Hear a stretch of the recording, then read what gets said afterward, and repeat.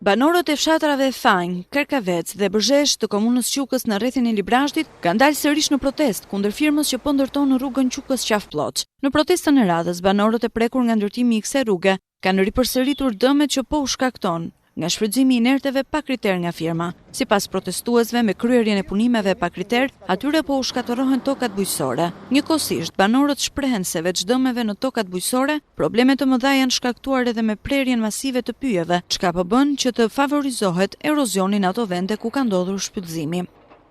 Tani kjo është një rreziku i madh, se ne provojmë para 3 vjetësh që në fshatin Kërkavec, nga punimet që u bën në firma, rrshetën 2-13 familje me fjalë janë pa shtëpisët, që gjenin rrinë me qera. Tani të njëjtën rrezik mund të pësojë edhe fshati jonë. Nuk jemi që mos ndërtohet rruga, se kjo është zhvillim autostrada që do bëhet këtej, por firma do të ketë ma shumë kujdes për shfrytëzimin e lumit, që mos priten plepat, rapishtat, se këto janë që mbrojnë tokat. Besa po shohim na sot janë prerë 100 pemë, po mos t'jene ma shumë. As pak e drejtë sa është. Ta po kërkojnë edhe banorët e fshatit, me fjalë që mos dëmtohet plepat e rapat që pengojnë lëvizjen e tokës.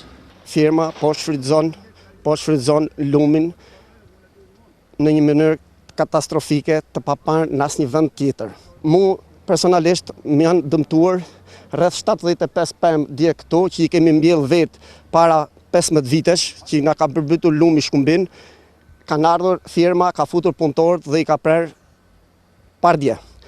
Para 3 vjetësh në fshatin tonë Kërkavec janë zhytur në tokë mbi rreth 2-13 familje dhe shteti asaj kohe nuk mbajti as i përgjegjësi për ta. Neve kërkojmë që shteti të vejë dorë, vërtet të shfrytëzohet lumi, të rregullojnë rrugët gjatë të gjitha, por të shfrytëzohet me kriter. Edhe shfrytëzimi i lumit në të gjithë vendet e botës, sidomos lumeve që janë të rrjedhshëm, të fuqishëm, si janë lumi Shkumbini Joni, ja kanë kanë caktuar që të shfrytëzohet në një gusht dje në një nëndor, kurse këta shfrytëzohen gjatë gjithë dimrit. Firma në fillim u ndesh me banorët e fshatit Kërkavec ku rrëshqitën dhe u shkatëruan disa shtëpi gjatë muajit janar të vitit 2010, por mosmarrja e masave penalizuese ndaj firmës në fjalë, e cila është cilësuar përgjegjëse për shkatërimin e tokave, ka nxitur sërish protestat e banorëve të kësaj zone. Banorët theksojnë se kanë vënë në dijeni sistematikisht të gjitha strukturat e pushtetit, por askush nuk ka reaguar përfshi dhe pushtetin vendor. Në një situatë të tillë, komuniteti ka kërkuar mbështetjen e medias për të bërë denoncimin publik të kësaj masakre mjedisore, para së cilës askush nuk duhet të heshtë.